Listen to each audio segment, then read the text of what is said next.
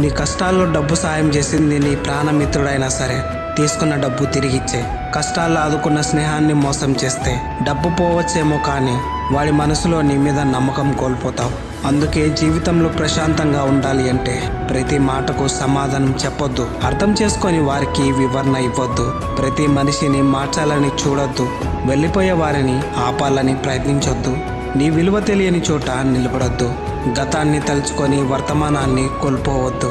చెప్పాలంటే ఎవరో నవ్వుతారని, ఎవరో నీ గురించి మాట్లాడుకుంటారని, ఎవరో ఏదో అనుకుంటారని నిన్ను నువ్వు మార్చుకోకు.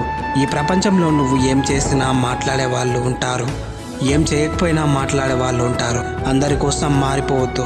చివరికి నిన్ను నువ్వే కోల్పోకు.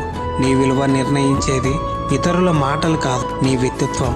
గుర్తుంచుకో, ఇతరుల అభిప్రాయాలు మారిపోతూ ఉంటాయి, కానీ నిన్ను నువ్వు కోల్పోతే ఆ నష్టాన్ని ఎవరు భర్తీ చేయలేరు.